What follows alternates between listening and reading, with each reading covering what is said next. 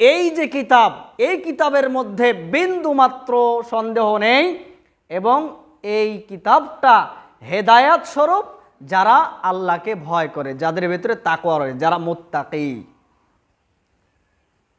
তাহলে মুত্তাকিদের জন্য পথ নির্দেশক হচ্ছে কোরআন।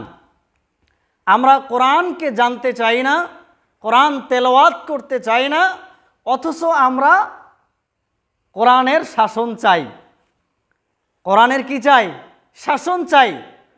কোরআন মানব না, কোরআনে কি আছে সেটা আছে সেটা মানব না, শুধু বলবো কোরআনের শাসন চাই। কোরআনের শাসন হলেই দেশে শান্তি ফিরে আসবে, কোরআনের শাসন হলেই দুর্নীতি কমে যাবে। কিন্তু কোরআন শুধু শাসন করার জন্য এসেছে নাকি কোরআন আমল করার জন্য এসেছে? কোরআনে কি আছে আগে জানতে হবে। কোরআন দিয়ে শাসন করলে কি করতে হবে? কোরআন কি করতে হবে? জানতে হবে। কোরআনে কি বলেছে আল্লাহ সুবহানাহু ওয়া তাআলা সেটা মানতে হবে, তাহলেই না শান্তি ফিরে আসবে। এছাড়া শান্তি আসার কোনো অপশন নাই। এজন্য আমরা কোরআন তেলাওয়াতের ফজিলত জানবো আজকে, যে কোরআন তেলাওয়াত করলে কি হয়, কোরআন তেলাওয়াতের নেকি কি, এটার মাধ্যমে আমার কি উপকার হতে পারে। আমরা কোরআন তেলাওয়াত করি না, অনেকে কোরআন তেলাওয়াত জানিও না, আর শুধু দোষ দেই পিতা মাতাকে, যে বাপ কেন শিখায় নাই, আমার বাবা কেন শিখায় নাই জোর করে, কেন আমাকে হাল ধরায় দিছে যে যাও মাঠে যাও চাষ করো আবাদ করো, কেন আমাকে পড়ায় নাই, শুধু বাবা মার দোষ দিয়ে যায়। কিন্তু বৃদ্ধ বয়সেও কোরআন শিক্ষা করা যায়। যদি আপনার নিয়াত সৎ থাকে, আপনার যদি ইচ্ছা থাকে, মনোবল থাকে, আপনি এখনও করতে পারবেন ইনশাআল্লাহ, কোনো সমস্যা নেই। আমার আব্বাকে তো সবাই চেনেন। আমার আব্বা এই কয়েক বছর আগে, মাত্র কয়েক বছর আগে কোরআন তেলাওয়াত শিখলো। ভুল ত্রুটি অবশ্যই আছে, কিন্তু কোরআন তেলাওয়াত তিনি শিখেছেন। তো সেই রকম এই বৃদ্ধ বয়সে যদি তিনি কোরআন শিখতে পারেন, তাহলে আমরা পারবো না কেন? আমরা যুবক ভাইদের আমাদের সমস্যা কোথায়? আমাদের সমস্যাটা কোথায় বলেন? আল্লাহ রাসূল সাল্লাল্লাহু আলাইহি ওয়াসাল্লাম 40 বছর আগে কি কোরআন জানতেন? 40 বছর বয়স যখন তিনি নবুয়ত প্রাপ্ত হলেন, 40 বছর হওয়ার আগে তিনি কি কোরআন পড়তে জানতেন? কিছুই জানতেন না। কিন্তু সেই নবী মুহাম্মদ রাসূলুল্লাহ সাল্লাল্লাহু আলাইহি ওয়াসাল্লামকে আল্লাহ সুবহানাহু ওয়া তাআলা কোরআন মুখস্থ করাইছেন, তাই না? করেছেন কিনা? তাহলে আমরা যারা কোরআন জানি না, কোরআন মুখস্থ করতে বলছি না, কোরআনটা জানেন, কোরআনটা তেলাওয়াত করেন। কোরআন তেলাওয়াতের ফজিলত অনেক। যেমন আজকে জুমার দিন, এই জুমার দিনের ব্যাপারে আবু সাঈদ খুদরি রাদিয়াল্লাহু তাআলা আনহু থেকে বর্ণিত আছে, আল্লাহ রাসূলুল্লাহ সাল্লাল্লাহু আলাইহি ওয়াসাল্লাম, আল্লাহ রাসূল সাল্লাল্লাহু আলাইহি ওয়াসাল্লাম বললেন, মান করা সূরাতাল কাহফি ফি ইয়াউমিল জুমআতি, কেউ যদি জুমার দিনে সূরা কাহফ তেলাওয়াত করে, সূরা কাহফ চিনি? সূরা কাহফ পবিত্র কোরআনের একটি সূরার নাম। এই সূরা কাহফ যদি কেউ জুমার দিনে তেলাওয়াত করে, আল্লাহ রাসূল সাল্লাল্লাহু আলাইহি ওয়াসাল্লাম বললেন, আদা আলাহু নূর মা বাইনাল জুমআতাইন, এই জুমা এবং আগামী জুমা, দুই জুমার মাঝখানে পুরো একটা সপ্তাহ, পুরো এক সপ্তাহ যাবত তার জন্য কি হবে? হেদায়েতের নূর হয়ে যাবে। সুবহানাল্লাহ। তেলাওয়াত করি আমরা, যারা আমরা কোরআন তেলাওয়াত জানি তারাও কিন্তু তেলাওয়াত করি নাই, যারা জানি তারাও করি নাই। আর যারা জানি না তারা তো আলহামদুলিল্লাহ একটা অজুহাত দিয়েই যায়, আমি তো পড়তে পারি না, আমি তো পড়তে পারি না, তাই না? কথা তো একটাই, উত্তর শেষ। আর কি বলবেন? প্রশ্ন করার আরও জায়গা আছে? এক কথায় শেষ, আমি পড়তে পারি না। কিন্তু পড়তে পারি না বলে ছেড়ে দেওয়া যাবে? যাবে? কথা বলেন না? খুতবা শুধু শুনবেন, কিছু বলবেন না, এটা আবার হয় না। মাঝে মধ্যে একটু উত্তরও দিতে হয়, বুঝতে পারছেন? এবার শোনেন তো, আল্লাহ রাসূল সাল্লাল্লাহু আলাইহি ওয়াসাল্লাম বললেন কি, যদি কেউ জুমার দিনে সূরা কাহফ তেলাওয়াত করে, তাহলে দুই জুমার মাঝখানের যে সময়টা, এই সময়টা তার জন্য কি হবে? আলোকিত হবে, পুলকিত হবে। কিসের? তার যে তাকওয়া আছে, তার যে আল্লাহ ভীতি রয়েছে, তার ঈমানের যে আলো রয়েছে, এই ঈমানি চেতনাটা উজ্জ্বল হবে, আলোকিত হবে। এই ঈমানি চেতনা যদি আলোকিত হয়ে যায়, তাহলে তার মাধ্যমে খারাপ কাজ হওয়া সম্ভব না। ঈমানি চেতনা আলোকিত হবে কিভাবে? আমরা তো এই মনে করেন ফজরে ঘুম থেকে উঠে আমরা অনেকে সালাতি পড়িনি, ফজরের সালাতি পড়িনি। আবার কেউ যদি পড়েছে কোরআন তেলাওয়াত করিনি, ওই অবস্থায় চলে গেছি, ফজরের সালাত কোনো মতে পড়ে চলে গেছি। অনেকে তো আছে এমন আহলুল হাদিস, তার মানে সালাতের পরে মোনাজাত নাই, সালাতের পরে কি নাই? মোনাজাত নাই, হাত তুলে সকলে সম্মিলিতভাবে হাত তুলে মোনাজাত করে, এটা নাই। তাহলে দোয়াও নাই, সালাম ফিরায় দ্রুত চলে যায়। আল্লাহু আকবার, আস্তাগফিরুল্লাহ আস্তাগফিরুল্লাহ আস্তাগফিরুল্লাহ, আল্লাহুম্মা আনতাস সালাম ওয়া মিনকাস সালাম তাবারাকতা ইয়া যাল জালালি ওয়াল ইকরাম, চলো এখন মাঠে যাই। হইলো? কখনো না। আর অনেক তাসবিহ আছে, দোয়া আছে, যেগুলো রাসূল সাল্লাল্লাহু আলাইহি ওয়াসাল্লাম সালাতের পরে পাঠ করতেন, যেগুলো বলা হয় জিকরু বাদা সালাত, সালাতের পরে জিকির। এগুলো আমরা অনেকেই জানি না, নিজেরা জানি না, আমাদের সন্তানদেরকেও জানানোর চেষ্টা করি না। আমিও মূর্খ, আমার সন্তানও মূর্খ। আমিও মাঠে কাজ করি, আমার ছেলে আমার সাথে কাজ করবে, বাস আমার কিছু পয়সা উপার্জন হবে, আমার সংসারে সচ্ছলতা ফিরে আসবে। এতদিন তো অনেক কষ্ট করেছি, এখন ছেলেটা যদি বড় হয় আমার সাথে কামাই করবে, তো ছেলেটাকে দিয়ে কামাই করলে আমার সংসারে সচ্ছলতা আসবে, যে কদিন বেঁচে থাকবো ভালো মন্দ খেতে পারবো, বাস এনাফ। এটাই জীবন না। আল্লাহ সুবহানাহু ওয়া তাআলা সূরা জারিয়াতের ৫৬ নম্বর আয়াতে বলেছেন, ওমা খলাকতুল জিন্না ওয়াল ইনসা ইল্লা লিয়াবুদুন, আমি জিন এবং মানুষ জাতিকে সৃষ্টি করেছি শুধুমাত্র কেবলমাত্র একটি মাত্র কাজ, সেটা হচ্ছে আমার ইবাদত করা। আমার দুনিয়া আবাদ করার জন্য আল্লাহ আমাকে পাঠায় নাই, দুনিয়ায় সুখ শান্তি করার জন্য আল্লাহ আমাকে পাঠায় নাই। আল্লাহ সুবহানাহু ওয়া তাআলা আমাকে পাঠিয়েছেন আল্লাহর ইবাদত করার জন্য, আর আমরা বেছে নিয়েছি দুনিয়া আবাদ করার জন্য। এই দুনিয়া কয়দিনের? ক্ষণস্থায়ী জীবন। এই ক্ষণস্থায়ী জীবনের জন্য এত তাড়াহুড়া করার দরকার নাই তো। যে জায়গায় আপনি সম্পদ উপার্জন করলে নিজে ভক্ষণ করে যেতে পারবেন না, যেখানে বাড়ি গাড়ি করলে আপনি নিজে আরামায়েশ করতে পারবেন না, জাস্ট কিছুদিন, মাত্র কিছুদিন, কয়েকদিন, কয়েক বছর, সর্বোচ্চ কয়েক যুগ থাকতে পারবেন, কিন্তু এরপরে আপনাকে মৃত্যুবরণ করতেই হবে। এটা ভুলে গেছি আমরা, মরণকে ভুলে গেছি। মরণকে ভুলে যাওয়ার কারণে আজকে আমাদের এই দুর্দশা। আমরা মানি না যে আমাদের মরণ হবে। যদি মরণের কথাটা স্মরণ করতাম তাহলে এই দুনিয়ার পিছনে আমি ছুটতাম না, আমি কোরআনের পিছনে ছুটতাম, যেই কোরআনটা হচ্ছে হেদায়াত, যেই কোরআনের মাধ্যমে আমি জান্নাত যেতে পারবো, যেই কোরআনের মাধ্যমে আমি দুনিয়ায় ইসলামের পথে চলতে পারবো, সেই কোরআন নিজেও জানি না, সন্তানকেও জানানোর চেষ্টা করি না। এই মুসলমান হয়ে কোনো লাভ নাই। মুসলমান হতে হবে কোরআন সুন্নাহর ভিত্তিতে। আমরা কোরআন সুন্নাহর ভিত্তিতে আছি তো আলহামদুলিল্লাহ, আছি? আছেন? কেমনে আছেন? কোরআন পড়েন? কোরআন পড়েন না কোরআন পারেন? না পারেন না পড়েন, মানে আমি পারিও না আমি পড়িও না, তাহলে আহলুল হাদিস শব্দটা ইউজ করার কি দরকার আছে ভাই? আপনি কিসের আহলুল হাদিস? কোরআন সুন্নাহকে যারা বাস্তবায়ন করে এরাই তো আহলুল হাদিস। মানে আহলুল হাদিস মানে কোরআন তেলাওয়াত লাগে না, শুধুমাত্র কে কি করলো ওটা দেখবো আর তাকে বলবো তোমার এটা ভুল, তুমি এটা ঠিক করো না কেন। আরেকজনকে বলবে তোমার আমল ঠিক হচ্ছে না, আর তুমি রাফুল ইয়াদান করো না কেন, আর তোমার হাতটা এত নিচে নামছে কেন। মানে এগুলি ধরাই তো আমাদের কাজ, তাই না? আমরা যেহেতু আহলুল হাদিস, আমাদের কোরআন লাগে না, কোরআন পড়তে লাগে না, সন্তানদেরকে কোরআন শিখাইতে হয় না। আমরা আহলুল হাদিস, তার মানে আমরা শুধু ভুল ধরবো। কেন তুমি রাফুল ইয়াদান করো নাই, কেন তুমি আগে সিজদায় গেলা, কেন হাঁটুটা আগে দিলা কেন? আর হাঁটু আগে দিলেও তো নামাজ হবে, রাফুল ইয়াদান না করলেও তো নামাজ হবে, হবে না? কে বলেছে হবে না? অবশ্যই হবে, হতে হবে। কিন্তু রাফুল ইয়াদান করা কি সুন্নাত? প্রত্যেকটা সুন্নাত আমল করলে আমি 10টা করে নেকি পাবো, অস্বীকার করলে আমি কাফির হয়ে যাব।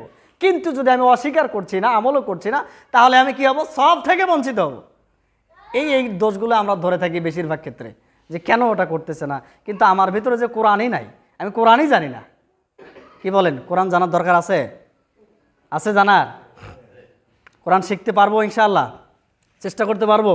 এই মসজিদে কোরআন তেলাওয়াতের ব্যবস্থা করবেন অতি দ্রুত, খুব তাড়াতাড়ি কোরআন তেলাওয়াতের ব্যবস্থা করবেন। ফজরের পর বা আসরের পর বা ইশার পর, যে সময় মানুষ সময় পায়, এটা ছোট হোক বড় হোক, ছোটদের জন্য একটা ক্লাস রাখবেন, বড়দের জন্য আলাদা ক্লাস রাখবেন। কারণ ছোটদের সাথে বড়রা ক্লাস করতে একটু ইতস্তবোধ করবে, এটা স্বাভাবিক। যদিও ইতস্তবোধ করা উচিত নয়, তারপরও করবে, এটাই স্বাভাবিক। তবে ছোটদের জন্য একটা ক্লাস করবেন সকালবেলা, বয়স্কদের জন্য ইশার পর বা মাগরিবের পর বা আসরের পর, যখন তারা সময় পায়। আমার মনে হয় ইশার পরের সময়টা বেছে নিলেই বেস্ট হবে। ব্যবস্থা করেন। কোরআন তেলাওয়াত না শিখলে হবে না। মুসলমান কোরআন জানবে, মুসলমানের হেদায়েতের জন্য কোরআন দিয়েছে, কিন্তু সেটা না পড়িয়ে যদি হেদায়েত চাই তাহলে সম্ভব? হ্যাঁ, আল্লাহ সুবহানাহু ওয়া তাআলা যদি পরীক্ষা নেন কোরআন থেকে, আর আমি যদি কোরআন না পড়িয়ে পরীক্ষা দিতে যাই, পাস আসবে? আসবে? পাস আসবে? ভালো রেজাল্ট তো দূরের কথা, পাশের চিন্তা করতে পারে না, এফ গ্রেড নিয়ে চলে আসবে। আর এফ গ্রেড পাইলে কোথায় যাবে? জাহান্নামে যাবে। কারণ আখেরাতে মৃত্যুর পরে দুইটা স্থান, এক জান্নাত আর জাহান্নাম। যদি জান্নাত যেতে না পারে, পাশ করতে না পারে, তাহলে তাকে জাহান্নামে যেতে হবে। এই জন্য কোরআনকে আঁকড়ে ধরার চেষ্টা করুন, কোরআন বোঝার চেষ্টা করুন। এরপরে আসুন, নাওয়াস ইবনে সামআন রাদিয়াল্লাহু তাআলা আনহু তিনি বর্ণনা করছেন, সামি'তু রাসূলুল্লাহ সাল্লাল্লাহু আলাইহি ওয়াসাল্লাম ইয়াকুল, আমি রাসূল সাল্লাল্লাহু আলাইহি ওয়াসাল্লামকে বলতে শুনেছি, তিনি বললেন, ইউতা ইয়াউমাল কিয়ামাতি বিল কুরআনি ওয়া আহলিহি আল্লাযিনা ইয়ামালুনা বিহি, কিয়ামতের দিন কোরআন এবং যারা কোরআন অনুযায়ী আমল করেছে, কোরআন এবং কোরআন অনুযায়ী যারা আমল করেছে তাদেরকে কিয়ামতের দিন নিয়ে আসা হবে। তাকতুমু সূরাতুল বাকারা ও আলে ইমরান, আর কোরআন দিয়ে আমল করার কারণে কোরআনের আগে আগে থাকবে সূরাতুল বাকারা এবং সূরা আলে ইমরান। সূরা বাকারা সূরা পবিত্র কোরআনের 2 নম্বর সূরা, আর সূরা বাকারা 3 নম্বর সূরা। এই দুইটা সূরার মর্যাদা অনেক বেশি অন্যান্য সূরাগুলোর তুলনায়। সূরা বাকারা এবং সূরা আলে ইমরান, এদের কাজ কি? তুহাজ্জানা আন সাহিবিহিমা, এরা আল্লাহ সুবহানাহু ওয়া তাআলার সাথে কি করবে? ঝগড়া করবে, সুপারিশ করবে যে না আল্লাহ, এই ব্যক্তি দুনিয়াতে আমাকে তেলাওয়াত করেছিল। কোন কোন সূরা? কোন সূরা? যদি মনে রাখতে না পারেন তাহলে তো হবে না, শিখে যেতে হবে। খুতবা শুনবেন এবং শিখে যাবেন, মুখস্থ রাখবেন এবং আমল করবেন। সূরা বাকারা আর একটা কি? সূরা আলে ইমরান। এই দুইটা সূরা আল্লাহ সুবহানাহু ওয়া তাআলার কাছে সুপারিশ করবে, আল্লাহ একে জাহান্নামে দেয়া যাবে না, একে পোড়ানো যাবে না, একে জান্নাতে দিতে হবে, কারণ সে দুনিয়াতে আমাকে তেলাওয়াত করেছে। সুবহানাল্লাহ বলবেন না? এখন যদি আমি তেলাওয়াত না করি, সুপারিশ কে করবে? আমি আব্দুর রহমান? কখনো না। আমার ছেলে সুপারিশ করতে পারবে না। সেদিন নবীগণিত বিপদে থাকবেন। যখন বিচার কার্য শুরু করবেন তার আগে প্রত্যেকটা নবীর উম্মাত বিপদে। কোন নবী, আদম আলাইহিস সালাম থেকে শুরু করবেন, আদম আলাইহিস সালাম থেকে বাকি যত নবী আছে সমস্ত নবীর কাছে যাবেন, কিন্তু কোন নবী আল্লাহ সুবহানাহু ওয়া তাআলার কাছে বলতে পারবে না যে বিচার কার্য শুরু করে। এমনকি নবী মুহাম্মদ রাসূলুল্লাহ সাল্লাল্লাহু আলাইহি ওয়াসাল্লামের কাছে শেষে যাওয়া হবে, সর্বশেষ তার কাছে যাওয়া হবে, যে তিনি একমাত্র পারবেন আল্লাহ সুবহানাহু ওয়া তাআলার কাছে সুপারিশ করতে যে বিচার কার্য শুরু করেন। এতটা অপেক্ষা, যেমন আমরা নৌকাতে কয়েক মিনিট অপেক্ষা করতেছি, আমরা ক্লান্ত, এত কেন অপেক্ষা করা লাগে? কিন্তু বিচারের মাঠে কত বছর চলে যাবে, কত হাজার বছর যাবে আমরা কেউ জানি না। তো সবাই যখন অতিষ্ঠ হয়ে যাবে তখন বলবে যে বিচার কাজ শুরু করে না কেন, তাই না? একজন অপারেশনের ব্যক্তি যদি জানে অপারেশন কষ্টকর জিনিস, কিন্তু সেও চায় যে আমার অপারেশনটা তাড়াতাড়ি হোক, অন্যের আগে হোক। যেমন আমার পেটের ব্যথা হয়েছিল, আমি জানি অপারেশন কষ্টকর, ওখানে গেলে কি হবে আমি জানি না, বাঁচবো না মরবো জানি না, কিন্তু আমি যেটা বলেছি যে আমার অপারেশনটা যেন সবার আগে হয়, কারণ আমার পেটে ব্যথা, আমি আর অপেক্ষা করতে পারতেছি না। তেমনিভাবে সেই দিন আমরা অতিষ্ঠ হয়ে যাব, এত কেন দেরি, বিচার কাজ শুরু করতেছে না কেন? সর্বশেষ মুহাম্মদ সাল্লাল্লাহু আলাইহি ওয়াসাল্লামের কাছে যাওয়া হবে, আর নবী মুহাম্মদ রাসূলুল্লাহ সাল্লাল্লাহু আলাইহি ওয়াসাল্লাম সরাসরি আল্লাহর কাছে সুপারিশ করবে যে বিচার শুরু করেন না, সেটাও পারবেন না। তিনি কি করবেন? তিনি সিজদায় পড়ে যাবেন। সুবহানাল্লাহ। সিজদায় পড়ে গিয়ে তিনি বললেন, আমি কত বছর যে সেখানে সিজদায় থাকবো আমি জানি না। তখন আল্লাহ সুবহানাহু ওয়া তাআলা বলবেন, ইয়া মুহাম্মদ ইরফা রাসাক শাফি তুশাফা, হে মুহাম্মদ মাথা উঠাও, তুমি সুপারিশ করো, তোমার সুপারিশ গ্রহণ করা হবে। সুবহানাল্লাহ।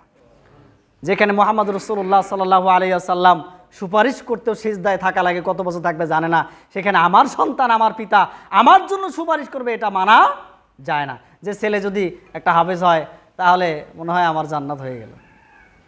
অনেকের জামাই হাফেজ না, সিলেক্ট তো করতে পারে না, জামাই তো হাফেজ, তো এরাই আমাকে জান্নাত নিয়ে যাবে, সম্ভব? আর শুধু হাফেজ যারা, এদের ব্যাপারে তো কঠোর হুঁশিয়ারি দেওয়া আছে। এরা গাধার মতো। কিভাবে? মাসালুল্লাযিনা হুম্মিলুত তাওরাত কামাসালিল হিমার ইয়াহমিলু আসফারা, তাদের উদাহরণ হচ্ছে যারা তাওরাত পেয়েছে, যে গাধার ন্যায়, গাধা যেরকম কি করে বোঝা বহন করে, ইয়াহমিলু আসফারা, তারা বোঝা বহন করে। তেমনিভাবে যারা শুধুমাত্র কোরআন তেলাওয়াত করেছে, কোরআন হিফজ করেছে, কিন্তু এটা বোঝে নাই যে আল্লাহ কোরআনে কি বলছে, আল্লাহ কি বলেছেন সেটা জানে না। যেমন গতকালকের একটা ঘটনা, এক বাসায় দাওয়াত খেতে গেলাম এশার পর। তো সেখানে এক হুজুর এসেছে, উনি মাজারপন্থী হুজুর। তো তিনি যে বাড়িতে গেছি ওনারা দুজনে হজ করে আসছেন, স্বামী স্ত্রী। তো ওই ওনার ওয়াইফ বলতেছে যে কেউ কেউ আছে, আমরা সেখানে দেখলাম যে আজান হয়ে গেলে দিকে কেমন শুরু হয়ে গেল, সুন্নাত পড়তে দিলাম, জোহরের পূর্বে যে সুন্নাত এটা পড়তে দিলাম না, বিভিন্ন ব্যস্ত থাকতে পারে, উনি ওনার মতো বললেন। তো তখন ওই হুজুর বললেন যে আসলে সৌদি আরবের আমল আকীদা একটাও ঠিক নাই। আমি তো পাশেই বসে খাচ্ছি, তো কিছু বললাম না, খাওয়া দাওয়া শেষ আলহামদুলিল্লাহ। তো এরপরে উনি আবার বলতেছে কিছু মহিলাকে দেখলাম নামাজ পড়ার সময় ওরা খালি এরকম করে বারে বারে এরকম করে। তো তখন উনি বললেন যে ওরা আহলে হাদিস। আমি যে আহলে হাদিস এটা কিন্তু হুজুর টের পায় নাই। তো আমি খাচ্ছি, তো খাওয়ার পরে ধরবো ইনশাআল্লাহ। তো হুজুরকে বললাম খাওয়ার পরে যদি একটু তার আগে তার বয়স জেনে নিলাম, তার শিক্ষাগত যোগ্যতা জেনে নিলাম। জেনে নেওয়ার পরে বললাম যে আপনি তো অনেক সিনিয়র, আমি তো ছোট মানুষ, আমার তো অত কিছু জানা নাই, তবে যদি একটু অনুমতি দেন আমি একটু প্রশ্ন করবো জাস্ট জানার জন্য। তো বলছে হ্যাঁ সমস্যা নেই, বলেন। তা বললাম যে আপনি যে বললেন সৌদি আরবে আকীদা আখলাক আমল এগুলো ঠিক নাই, একটাও ঠিক নাই, তো আমাকে একটু বলবেন যে তাদের আমল আকীদার কোথায় ত্রুটি, ঠিক নাই কেন, কোনটা ভেজাল? তখন তিনি বললেন যে আমি সবার কথা বলি নাই, কারণ সৌদি আরব তো পুরো একটা দেশ, পুরো একটা রাষ্ট্র না। বললো যে সৌদ বংশ আছে তাদের আকীদা ভালো, বাকিগুলোর আকীদা ভালো আছে। তো হ্যাঁ বাকিগুলোর আকীদা ভালো আছে। এরপরে তিনি বললেন যে ওদের আকীদা ভালো নাই কিভাবে? তারা বলে যে আপনি মক্কায় গেছেন হজ করতে, আপনি মদিনায় কেন যাবেন? মদিনায় তো নবী মারা গেছে। ওরা বলে নবী মারা গেছে। তা বললাম যে ওরা যে নবী মারা গেছে ওরা দলিল দেয় না? ওদের কাছে দলিল নেই, দলিল কি দেয় ওরা? তখন আমি আবার বললাম যে হুজুর ওরা তো দলিল দেয় সূরা জুমারের 30 নম্বর আয়াত, যে ইন্নাকা মাইয়িতু ওয়া ইন্নাহুম মাইয়িতুন, হে নবী তারা, আপনিও মৃত্যুবরণ করবেন তারাও মৃত্যুবরণ করবে। তো এখানে যে আল্লাহ তাকে বললেন যে আপনি মৃত্যুবরণ করবেন, তো এখানে আমরা যে বলছি জীবিত, আমাদের দলিলটা কোথায়?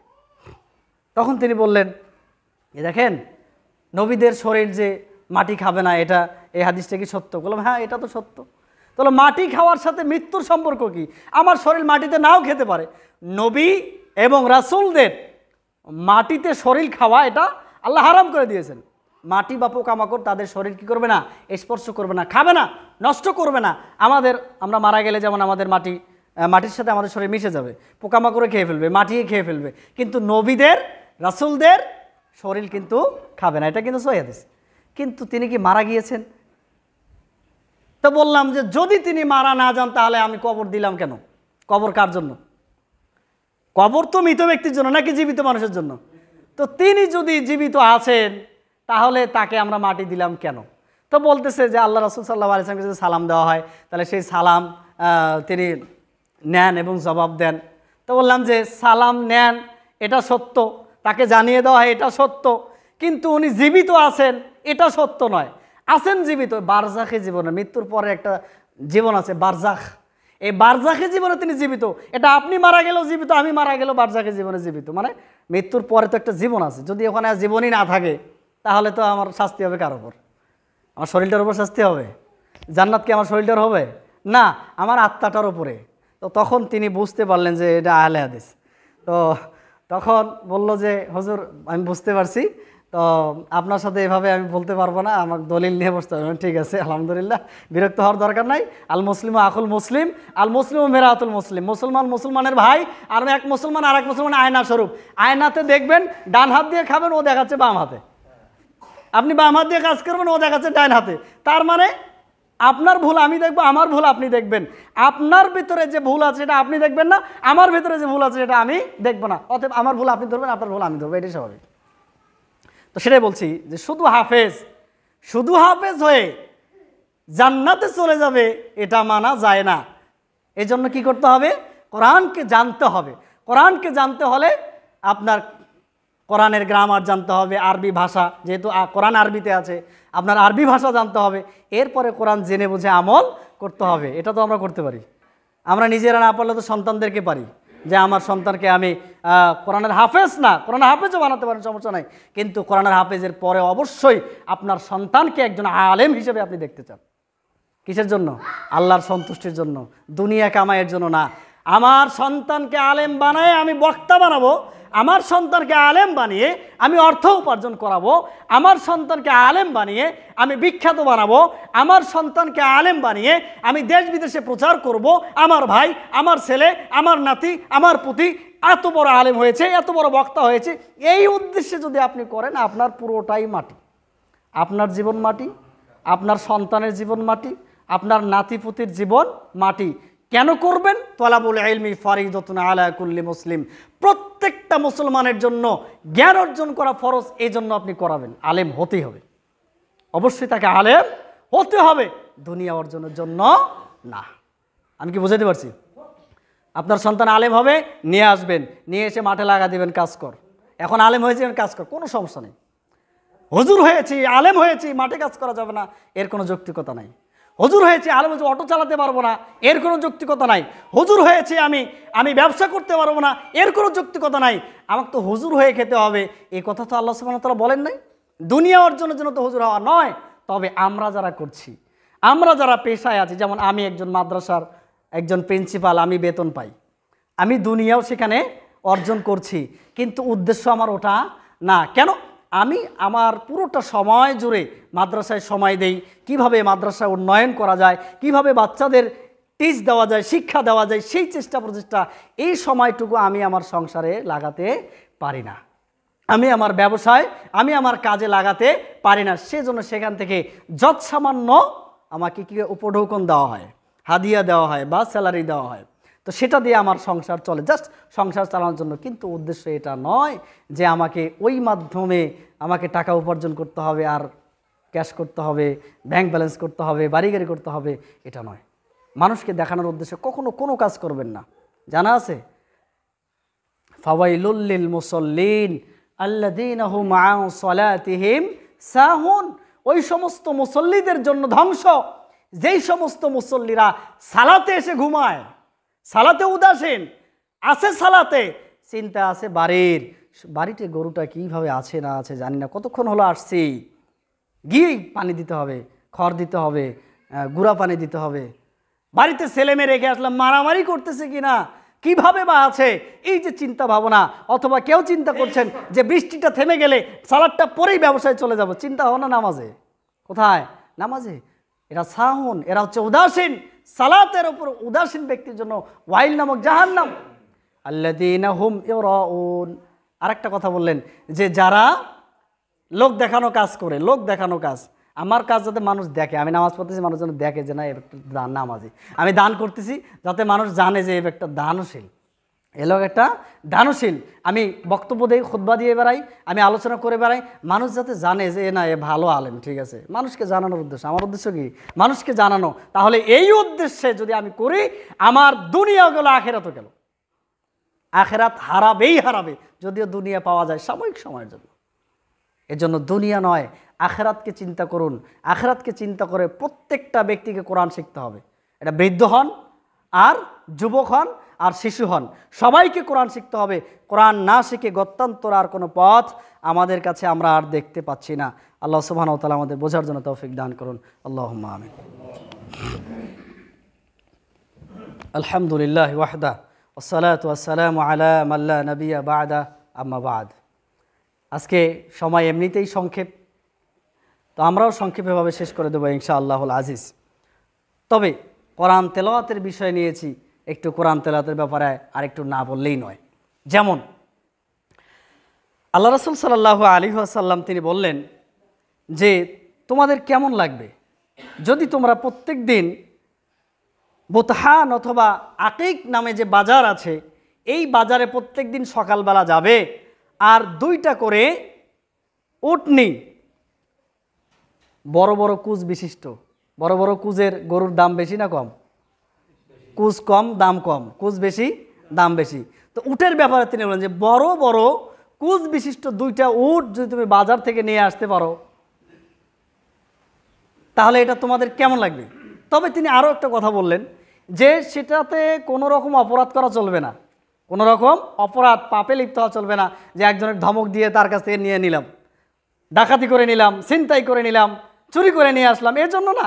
ওয়ালা কতি রহমিন, এবং আত্মীয়তার সম্পর্ক ছিন্ন করেও নয়, একদম সুন্দরভাবে 2টা কোনো রকম অপরাধ করা ছাড়া, আত্মীয়তার সম্পর্ক ছিন্ন করা ছাড়াই 2টা বড় বড় কুচবিষ্ট উট যদি আমি নিয়ে আসতে পারি প্রত্যেক দিন সকালবেলা, তাহলে এটা কি তোমরা পছন্দ করো? তখন সবাই বলল যে ইয়া রাসূলুল্লাহ নুহিব্বু যালিকা, আমরা তো এটা পছন্দই করি, বিনা পয়সায় কোনো রকম সম্পর্ক ছিন্ন করা ছাড়াই, এবং পাপ কাজ করা ছাড়াই যে 2টা পেয়ে যায়, ভালো না? 2টা গরু যদি আপনি পান প্রত্যেক দিন সকালবেলা বাজারে গিয়ে, আপনি কি নেবেন কি নেবেন না? নেবেন? আশা আছে? কেউ যদি আপনাকে দেয় তো আপনি নেবেন না? তো আল্লাহ রাসূল সাল্লাল্লাহু আলাইহি ওয়াসাল্লামকে বললেন যে আমরা তো এটা পছন্দই করি, ভালোই তো লাগে। তখন আল্লাহ রাসূল সাল্লাল্লাহু আলাইহি ওয়াসাল্লাম বললেন যে ফালাউলা ইয়াগদু আহাদুকুম ইলাল মসজিদ, তাহলে তোমাদের কেউ মসজিদে যখন যায় ফায়ুআল্লিমুন নাসা, তখন মানুষকে শিক্ষা দিবে। কি শিক্ষা দিবে? আয়াতাইন মিন কিতাবিল্লাহ, আল্লাহর কিতাব থেকে 2টা আয়াত, আল্লাহর কিতাব কোরআন থেকে 2টা আয়াত মানুষকে শিখাবে, অথবা সে নিজে তেলাওয়াত করবে, সে অন্যকে শিখাবে অথবা নিজে তেলাওয়াত করবে। এটা তার জন্য 2টা বড় বড় কুচ বিশিষ্ট উটের চেয়েও দামি। সুবহানাল্লাহ। ওটা কি শুধু সাহাবীদের জন্য না, আমাদের জন্য? আমাদের জন্য। তাহলে আমাদের তো এটা নেওয়া লাগবে। 2টা বড় বড় কুচ বিশিষ্ট উট যদি আমরা পেয়ে যাব, যদি আমরা প্রত্যেক দিন সকালবেলা মানে ফজরের সালাতের পরে মসজিদে বসে 2টা করে আয়াত শিখাই অথবা নিজে পড়ি, 2টা করে আয়াত শিখাই অথবা নিজে পড়ি। আরও তিনি বললেন ওয়ালাহুমিন নাকাতাইনি, এটা 2টা উটের চেয়ে উত্তম। ওয়া সালাসুন, আর যদি 3টা আয়াত পড়ে খয়রুল্লাহু মিন সালাসিন, তাহলে 3টা উটের চেয়েও দামি। আরবাউন, যদি 4টা আয়াত পড়ে তাহলে খয়রুম মিন আরবাইন, তাহলে 4টা বড় বড় কুচ বিশিষ্ট উটের চেয়েও দামি কাজ করে ফেললো। সুবহানাল্লাহ। তাহলে কি কোরআন তেলাওয়াত করার দরকার আছে? মসজিদ যে কোরআন তেলাওয়াতের জায়গা, মসজিদে যে কোরআন শিক্ষা করা যায়, এলেম দেওয়া যায়, তারও একটা দলিল পাওয়া গেল নাকি? যে মসজিদে কোরআন তেলাওয়াত না, বাইরে করো, একটা ঘর উঠাও তারপরে পড়ো, এটা বলার জায়গা আছে? এটা বলা যাবে?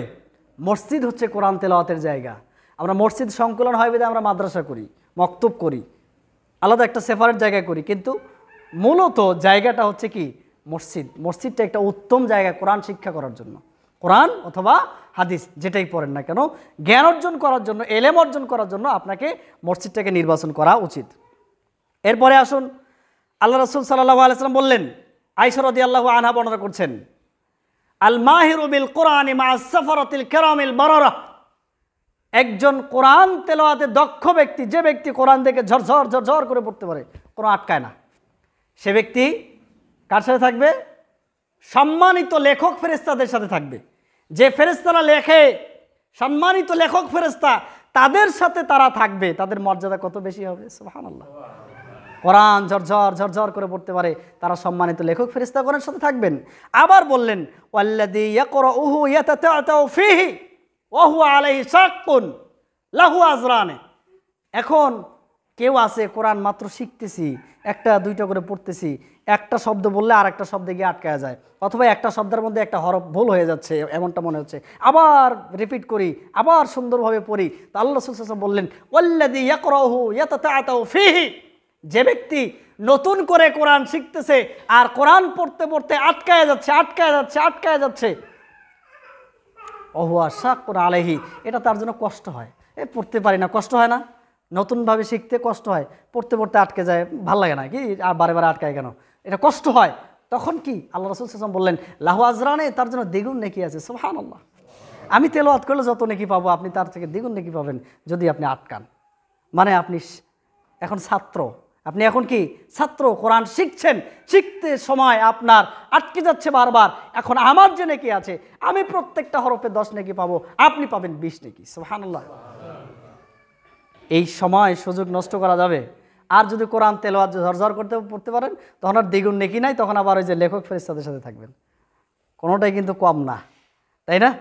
তাহলে আমাদেরকে কোরআন শিখতে হবে, হ্যাঁ, শিখবেন ইনশাআল্লাহ, ব্যবস্থা করবেন।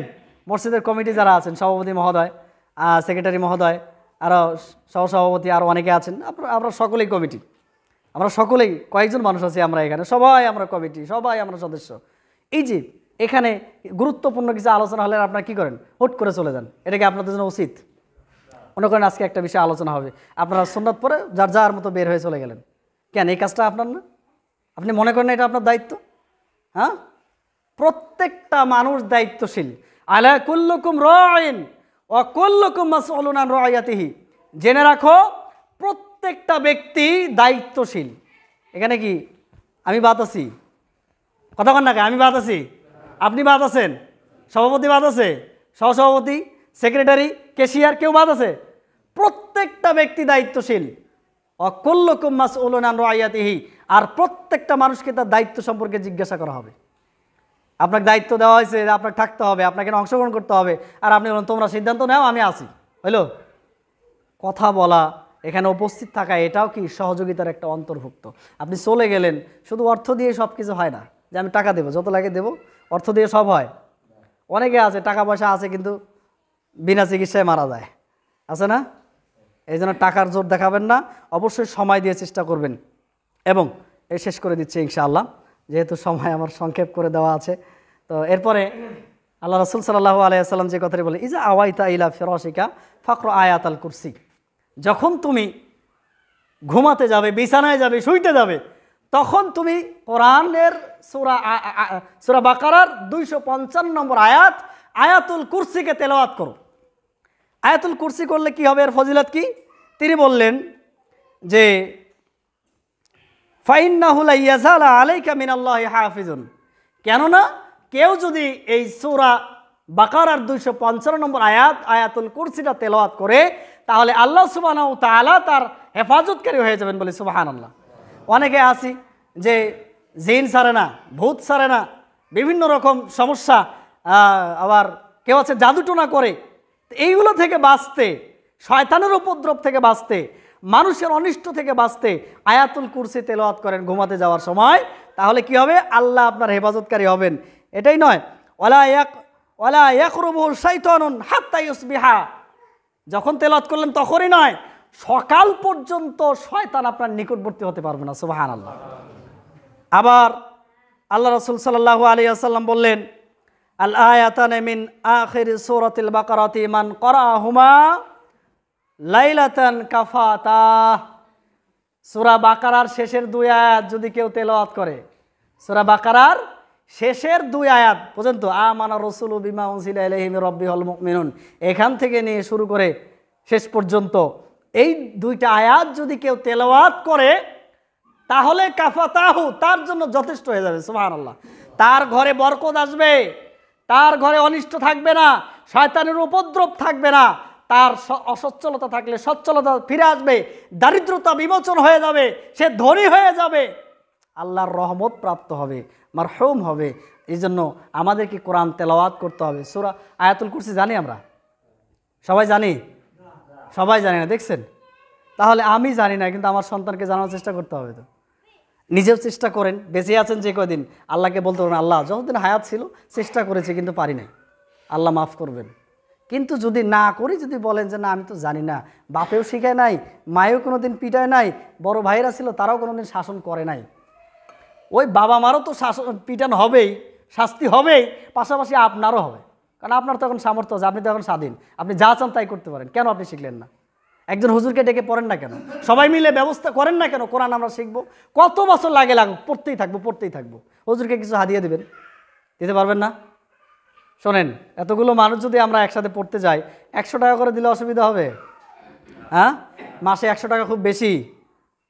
যদি 30 জন লোক হয় তাহলে কত হলো? 3000। 20 জন হলে 2000। তো এরকম 20টা লোক, 30টা লোক আমরা আসি না, কোরআন তেলাওয়াত জানি না, কোরআন তেলাওয়াত শেখা দরকার। অবশ্যই খেয়াল করবেন, যিনি কোরআন শেখাবেন তিনি যেন ভালোভাবে কোরআন তেলাওয়াতকারী হন। তিনি যদি কোরআন তেলাওয়াতে আটকায়া যান, যেখানে টান আছে সেইখানে টানেন না, আর যেখানে টান নাই সেখানে টানেন। আর উচ্চারণ যদি কাফে কফ, কফে কাপ উচ্চারণ করে, হা আছে 2টা, একটা হা, একটা আছে হা, একটা কি হা আর একটা কি হা, আর একটা আছে আইন। এখন আইন জবর আ, হামজা জবর আ, এখন 2টাকে যদি কই আ, হামজা জবর আ, আইন জবর আ, তাহলে কি উচ্চারণ ঠিক হলো? এরকম হুজুর দিয়ে আবার হবে না। একজন হুজুরকে আপনারা ভায়ার করেন, আশেপাশে যারা আছে ভালো জানে, তাকে বলবেন আমাদেরকে কোরআন শেখাতে হবে, এই সময় আসতে হবে, আমরা তোমাকে হাদিয়া কিছু দেবো ইনশাআল্লাহ। যিনি ভালো পারেন, আমাদের মধ্যে থাকলে আলহামদুলিল্লাহ ভালো, আর যদি বাইরে থেকে নেওয়া লাগে বাইরে থেকে নিতে হবে, যেভাবে হোক কোরআন শিখতে হবে। রাজি আছেন? এবং সন্তানকে কোরআন শেখানোর ব্যবস্থা করেন, সন্তানকে কোরআন শেখানোর ব্যবস্থা করেন। সন্তানকে কোরআন শেখালে এই সন্তান আপনার জন্য দোয়া করবে। আপনার সন্তান আপনাকে জাহান্নাম থেকে রক্ষা করতে পারবে না, ঠিক আছে, কিন্তু আপনার সন্তান আপনার জন্য দোয়া করতে পারবে। যদি আপনার সন্তান দোয়া করে, এই দোয়া কোশ্চিন কালেও ফিরে যাবে। আমি আব্দুর রহমান যদি 1000 বার দোয়া করি, আপনার জন্য দোয়া কবুল হতেও পারে, নাও পারে, কিন্তু আপনার সন্তান যদি দোয়া করে, আপনার দোয়া কবুল হবেই হবে ইনশাআল্লাহ। এই জন্য সন্তানকে কোরআন তেলাওয়াত শিখান, কোরআন জানান, কোরআন বোঝান। এজন্য আমরা একটি নতুনভাবে উদ্যোগ নিয়েছি, মাদ্রাসা করেছি আমাদের বলা চলে আমাদের এলাকায়, সেটা হচ্ছে হাতিবান্ধা। আমাদের আদিতমারিতে আছে, মহেশখোচায়, আমাদের সুকান্ডিকিতে আছে, আবার বড়খাতায় রয়েছে। তো আমরা একটু চেষ্টা করে হাতিবান্ধায় করলাম, আলহামদুলিল্লাহ আমরা সেখানে ছোট পরিসরে হলেও চালু করতে পেরেছি। আপনারা আপনাদের সন্তানদেরকে সেখানে ভর্তি করিয়ে দিয়ে আপনার সন্তানকে কোরআন শিক্ষা পারদর্শী করুন, আমল আকীদায় আপনার সন্তানকে পরিপূর্ণ করার চেষ্টা করুন, যে সন্তান আপনার উপকারে আসবে। আল্লাহ সুবহানাহু ওয়া তাআলা বোঝার তৌফিক দান করুন, আল্লাহুম্মা আমিন। এবং সালাতের পরে আপনারা অবশ্যই থাকবেন, যেহেতু গুরুত্বপূর্ণ আলোচনা আছে, কেউ চলে যাবেন না। অনেকে বলছে যে চলে যাবে, এই জন্য খুতবা সংক্ষেপ করুন। আমি কিন্তু অনেকটা পার করে ফেলছি, এই জন্য আমি আন্তরিকভাবে দুঃখিত সকলের কাছেই। তো আপনারা সকলেই থাকবেন। আল্লাহ সুবহানাহু ওয়া তাআলা আমাদেরকে হেফাজত করুন, আল্লাহুম্মা আমিন।